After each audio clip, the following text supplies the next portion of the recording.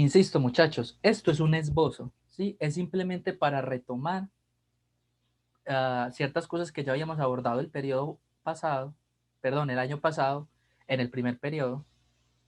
Y recuerden que hay una conexión directa, ¿sí? Casi que de dependencia entre cada una de las ideologías de los individuos que pertenecen a una época, a un contexto en particular, y las subsecuentes manifestaciones socioculturales que se desprenden de ese periodo, particularmente el que nos compete, la literatura, ¿sí? Entonces, cada tipo, cada faceta literaria corresponde directamente al chip, digámoslo así, de pensamiento que tenía el hombre, el ser humano, en cada uno de estos periodos.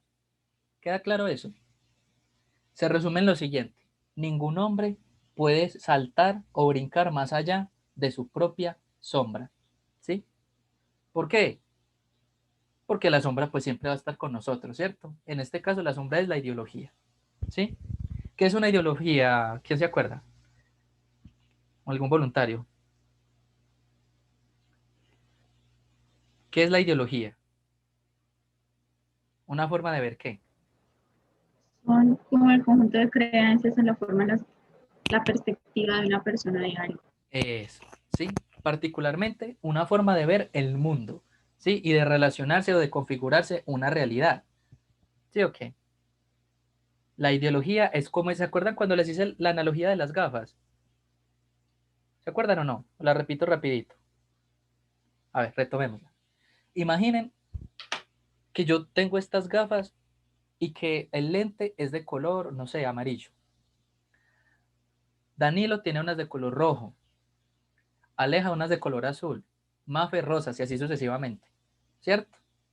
Si bien los hechos del mundo son objetivos y para todos nosotros va a resultar innegable que tenemos un marcador enfrente, la perspectiva con que yo lo abordo varía porque mis gafas filtran esa visión del mundo, de la realidad, de una manera diferente a como las filtra las de Danilo, las de María Fernanda, etcétera, etcétera. Entonces, es como si la mente de los individuos de cada uno de estos periodos estuviese supeditada a un filtro en particular, ¿sí? Y en función de esa visión del mundo, las manifestaciones literarias, artísticas, etcétera, etcétera, cambian, varían, ¿sí? Listo. Entonces, empecemos. Línea cronológica, las edades del hombre, ¿sí? Obviamente, cada una de estas edades, a su vez, tiene pedazos. Profe, ¿por qué me sacó? Porque usted no estaba por ningún lado, Reinaldo, y lo llamamos, Profe, no y lo es que tuve que esperamos. ir por el cargador, siquiera pasaron 30 segundos y ya no está en la reunión. A la próxima avise, por favor, para evitarse esos inconvenientes, ¿sí? Profe, es que estaba en uno, perdón. Bueno, pues, entonces, cada uno de estos segmentos, a su vez, en ellos podemos encontrar ramificaciones, ¿sí? Pequeños subperiodos. Recuerden, por ejemplo, cuando abordamos la literatura moderna, ¿sí? Y encontramos diferentes corrientes o facetas literarias, ¿cierto? Dentro de un mismo periodo histórico. Aún así, se comparte una ideología, ¿sí? Una ideología, digamos así, a nivel general. Entonces, esto, insisto, es un esbozo, simplemente como para que tengamos una idea, nos hagamos una idea y nos ubiquemos en términos cronológicos, ¿cierto? Algunos estudiantes preguntaban ahora, ¿para qué son los tres punticos? ¿Sí? Simple. Recuerden que la edad contemporánea, que va desde la Revolución Francesa hasta nuestros días, se remonta también hacia el pasado, perdón, hacia el futuro indefinido. ¿Sí? No sabemos hasta dónde va a llegar la edad contemporánea, ¿sí? O si se van a inventar una nueva categoría o yo qué sé. Pero entonces ella sigue, ¿cierto? Recuerden que el tiempo es hasta donde creemos ilimitado, ¿cierto? Él sigue. Y se supone, creemos, que va de manera lineal, o así lo contamos nosotros. ¿Y por qué el pasado también con los tres punticos? Simple, porque recuerden que el hombre está en este planeta desde hace mucho, mucho tiempo, ¿sí? Pero no nos interesa para esta categorización el hombre, no sé, del periodo paleolítico, ¿cierto? El Cromañón, el Neandertal o lo que sea. Porque ese hombre, si bien tenía ciertos rasgos de sentido común, de raciocinio básico, y lo podemos evidenciar en las pinturas rupestres, en las herramientas que fabricaban, no contaba con algo esencial que es el lenguaje y particularmente la escritura. Como vamos a abordar la literatura, pues nos interesa justamente desde la aparición de la misma, ¿cierto? Entonces, la Edad Antigua, desde la aparición de la escritura hasta inicios del siglo V, ¿sí? ¿Edad qué? Antigua. Esta Edad Antigua también tiene subdivisiones. Por ejemplo, nosotros la vamos a separar entre la literatura clásica griega y la literatura clásica romana, ¿sí? La cual se escribía obviamente en latín, ¿sí? Entonces, Edad Antigua, desde la aparición de la escritura hasta inicios del siglo V. ¿Cuál será esta edad que sigue? Desde el siglo V hasta 1492. ¿Edad qué?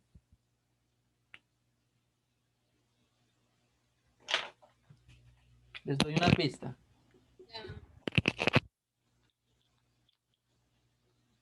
Es una cruz.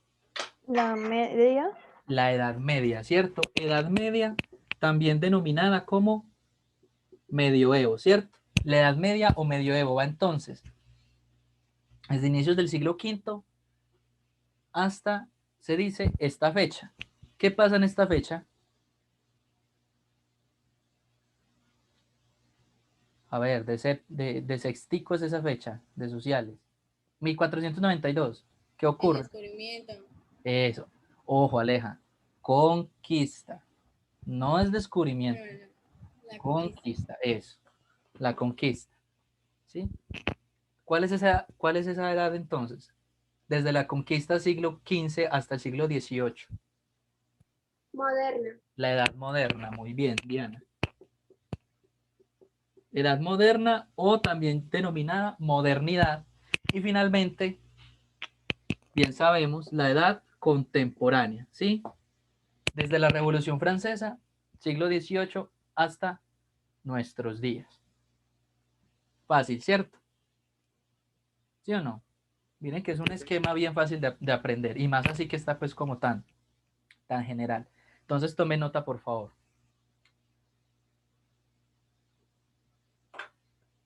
Con una reglita, pues, los que no tengan buen pulso, para que quede medio bonito. Si hay algo que no logran leer del todo, me dicen y yo lo repinto, no sé. Ahí miramos. Profe, ¿cuál es el título? Línea cronológica, póngale de las edades del hombre, puede ser.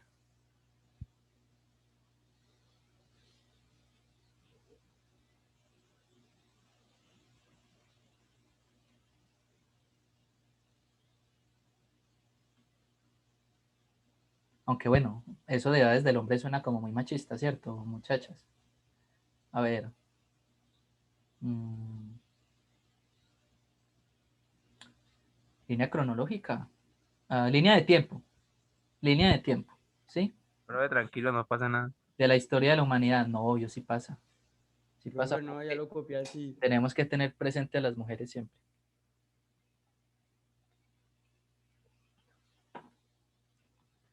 Bueno, sí, edades del hombre o historia de la humanidad, ¿cierto? Mundo antiguo, mundo moderno, etcétera, etcétera. Listo, siglo V, siglo XV, siglo XVIII es lo que está en azul ahí debajo de cada uno de los segmentos de la línea.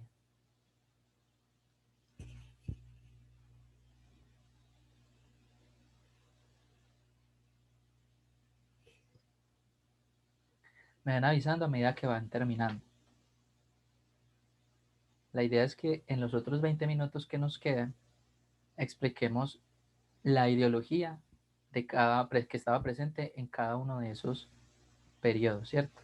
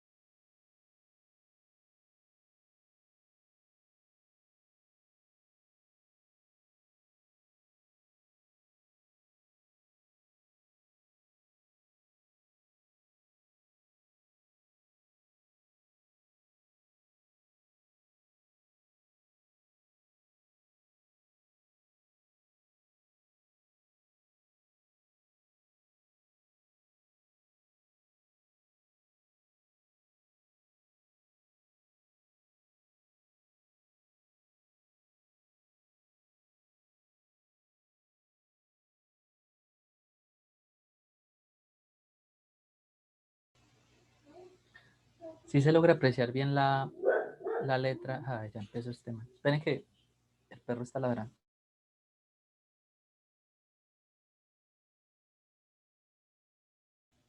Listo.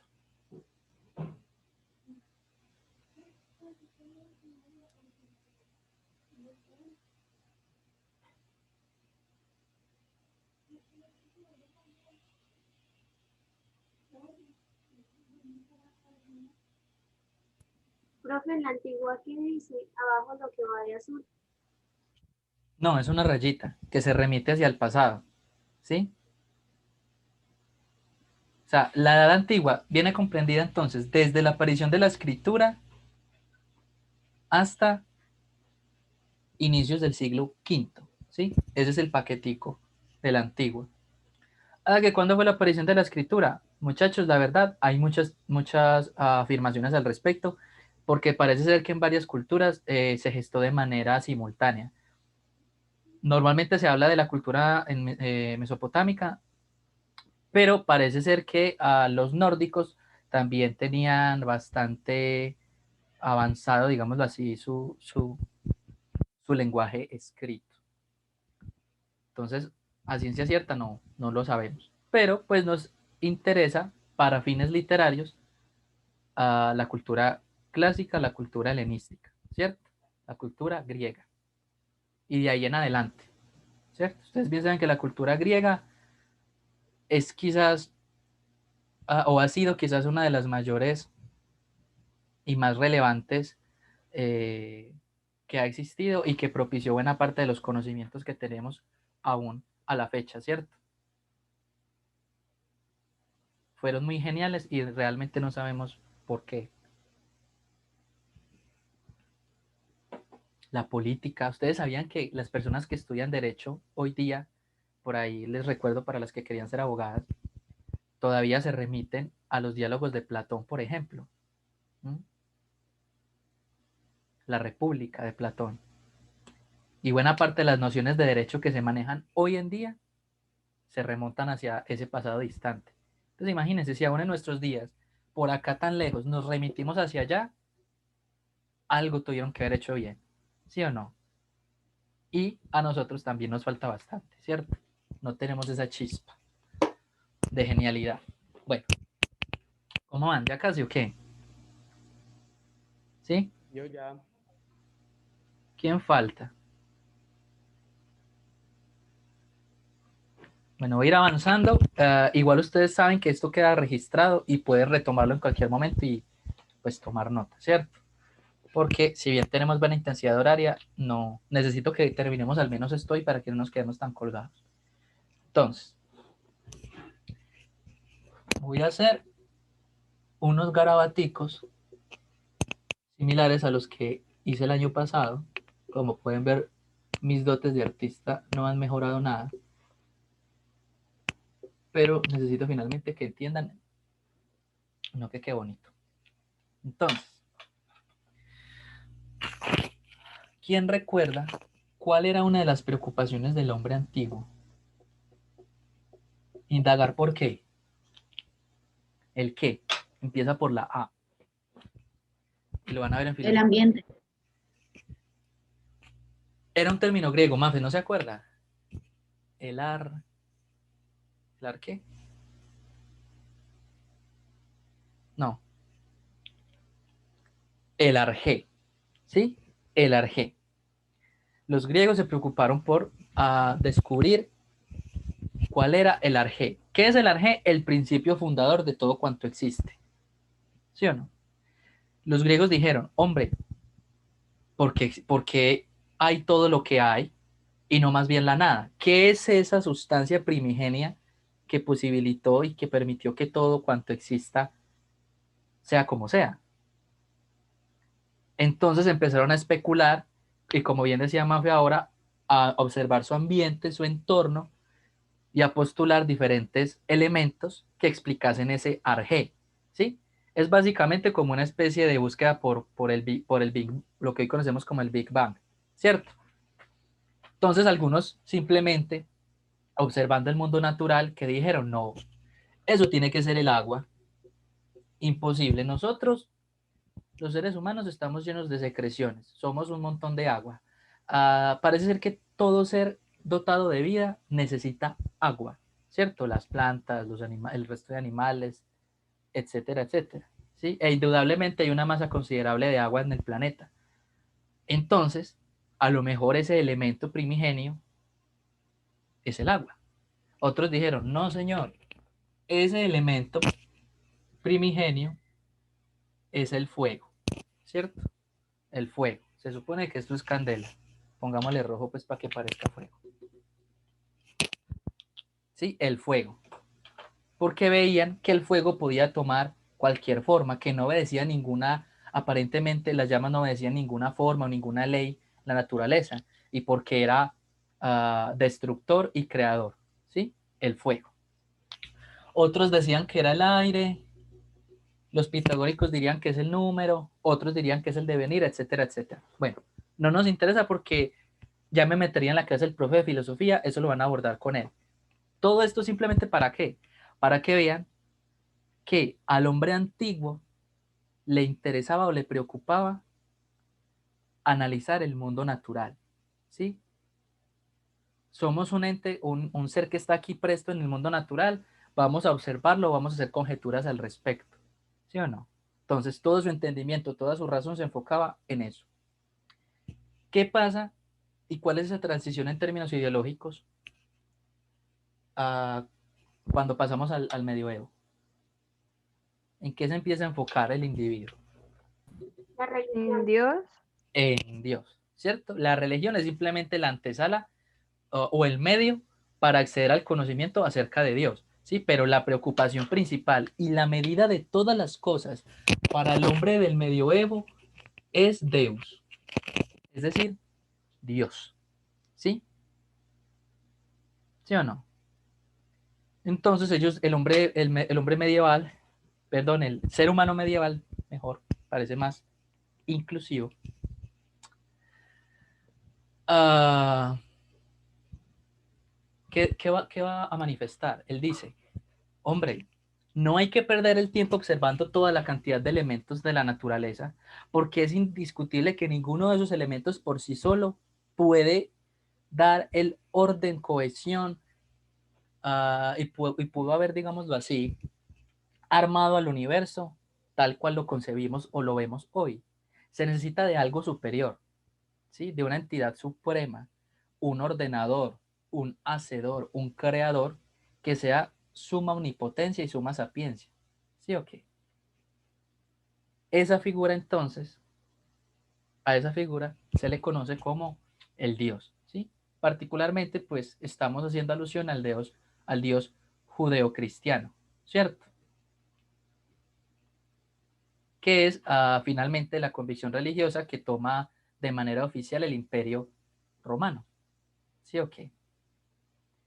Entonces, el individuo, en términos ideológicos, al individuo medieval le preocupa no tanto el mundo natural como el mundo espiritual, ¿cierto? Y lo que hay, digamos así, en una instancia mucho más superior.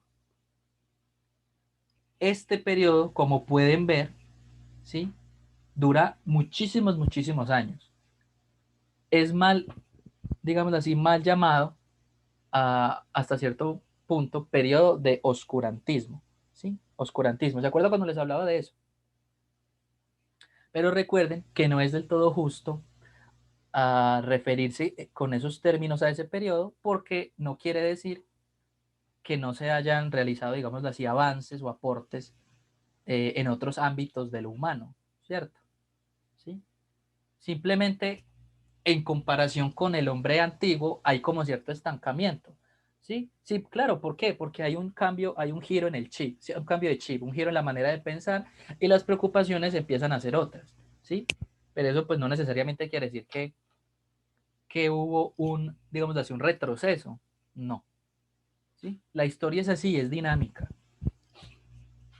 Prueba de ello es lo que va a pasar aquí, en la modernidad. ¿Qué pasa? ¿En qué se enfoca el hombre, el ser humano? ¿Cuál En es la ahora su ciencia. preocupación? Y particularmente en qué, Luisa. Ahí se los pinté. El saber. En el conocimiento, ¿sí? En el saber, en su propio entendimiento. Claro, el hombre moderno entonces dice, hombre, ¿por qué hemos gastado tanto esfuerzo, ¿sí? Procurando conocer la verdad respecto a cosas que no son tan ajenas, ¿sí? Dios es una instancia superior. Nuestro limitado intelecto y conocimiento, si es que Él existe, jamás va a poder acceder a Él, ¿sí? Porque Él es un ser supremo y nosotros una criatura imperfecta y limitada. Lo mismo ocurre con el origen de las cosas. Entonces Él dice, ¿por qué no tomo un objeto de estudio? ¿Por qué no me baso en algo que tenga, digámoslo así, mucho más cercano? Y claro, ¿qué más cercano que yo mismo? ¿Cierto?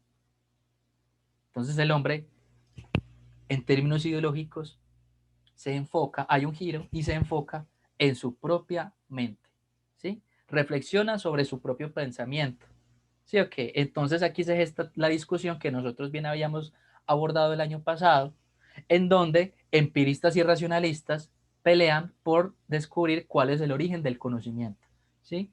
¿Qué afirman los empiristas? ¿Quién se acuerda? ¿Que dónde empieza el conocimiento? ¿Dónde se origina? De la experiencia. En la experiencia, Diana, muy bien. ¿Gracias a qué? ¿A los qué? A los sentidos. A los sentidos. Eso, a los sentidos, ¿cierto? Muy bien. Entonces los empiristas van a decir, hombre, mediante los sentidos nosotros accedemos a la materia prima que nos posibilita el conocer, ¿sí o no? Los empiristas. Los racionalistas, como su nombre lo indica, van a decir, hombre, no. ¿De qué sirve tener un montón de, digámoslo así, de materia prima en términos sensoriales, en términos sensitivos, si no los podemos meditar, si no los podemos ordenar, ¿sí? Y todo eso lo permite que la razón, el entendimiento. Entonces empieza toda esta pugna entre racionalistas y empiristas. ¿Y se acuerdan quién va a ser el salvador que resuelve la pugna, la cuestión? Kant. Kantito, ¿cierto? Muy bien. Immanuel Kant. Entonces Immanuel Kant va a decir, hombre, ustedes están peleando por una cosa muy trivial, porque a fin de cuentas los dos tienen la razón, solamente que una razón incompleta porque no tienen presente el lado de su contrincante, ¿sí? Resulta que Kant se percata de que para poder construir conocimiento, ¿sí? El ser humano necesita tanto de los sentidos de su experiencia como de la razón. Son dos cosas imprescindibles y de la mezcla de ambas es justamente que se origina el conocimiento y el saber, ¿sí? Necesitamos los contenidos que nos brinda la experiencia y necesitamos el entendimiento y la razón para poder organizarlos, ¿cierto? Entonces, el hombre moderno, que quede claro, empieza a reflexionar sobre su propio pensamiento, ¿sí? Y también se derivan otras cosas, como las discusiones en torno a la moral, ¿cierto? Cómo debemos actuar, cómo debemos organizarnos como comunidad, se empiezan a gestar discusiones de tipo político muy interesantes, etcétera, etcétera, ¿sí? Ahora bien, ¿quién recuerda qué pasa en términos ideológicos, con el pensamiento contemporáneo? ¿Mm? ¿Qué pasa aquí?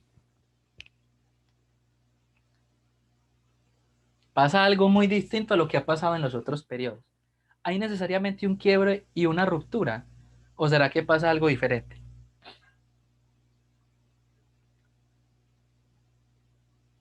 Piensen cómo pensamos nosotros. No pensamos en ninguna de estas cosas en la actualidad. ¿O será que las tenemos presente a todas?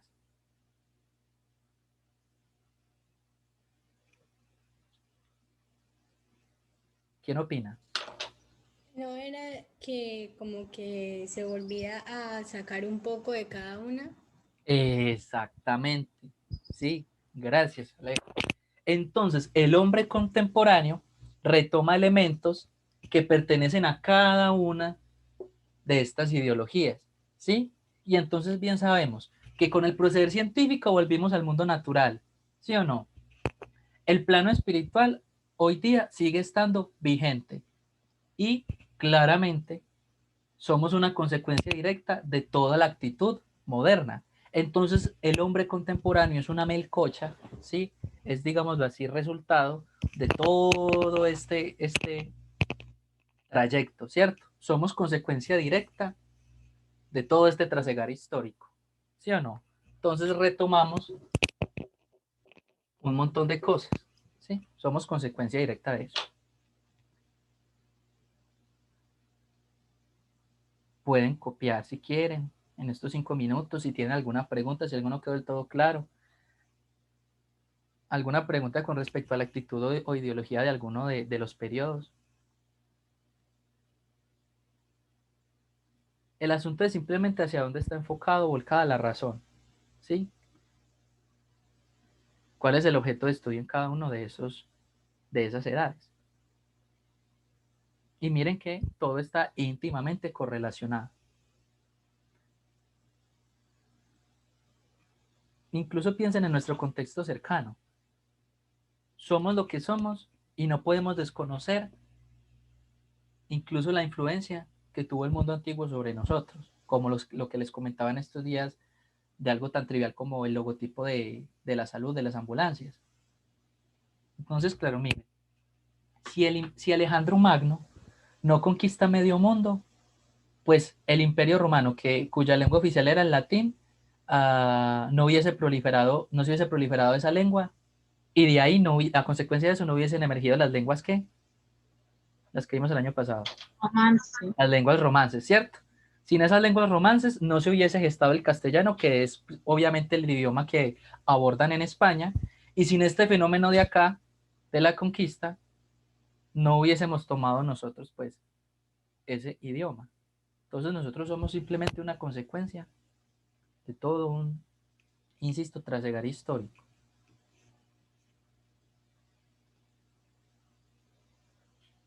Miren que es una manera muy breve de condensar mucha información. Pero entonces nos es de bastante utilidad a la hora de abordar las diferentes manifestaciones literarias.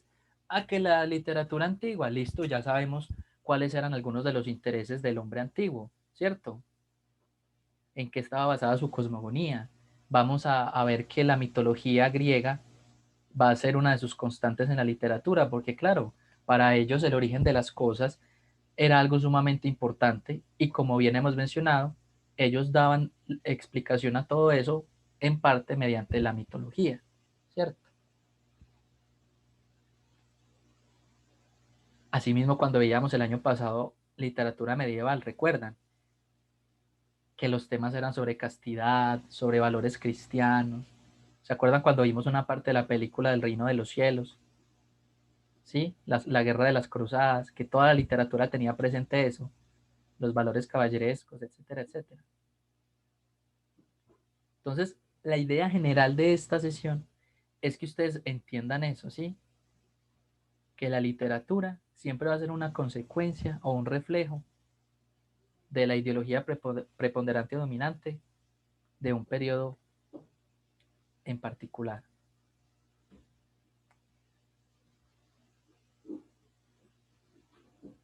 Seguros que no tienen preguntas, así de claro fui. Bueno, pues entonces tomen nota. Igual saben que esto queda registrado en video. Ahorita apenas salga de esta clase, no, tengo otra. Apenas salga de la última clase, cuelgo todas las grabaciones en Classroom y ustedes pueden irlas retomando. Entonces la dinámica es esa, que a inicios de semana abordemos los temas, que cuando estemos llegando a eso del jueves, disipemos y despejemos dudas y que pues los viernes nos dediquemos a la realización de los respectivos formularios que se van a hacer en clase, ¿sí? Tienen los 40 minutos de la clase para hacer el formulario. A mí me parece que es más que suficiente. Profe, ¿cuántas preguntas son? ¿De qué? Pues va a ser como el año pasado, que ponía a veces 8, no sé, así. Vamos a ver. Depende del tema y de la complejidad de las preguntas. Yo determino eso. No se azaren, apenas empezando el tema ya pensando en el formulario, no. Además, miren que es un tema interesante. ¿No les parece? Pues es que ahora vamos a tener solamente 40 minutos. Pues ponemos Bueno, poquito.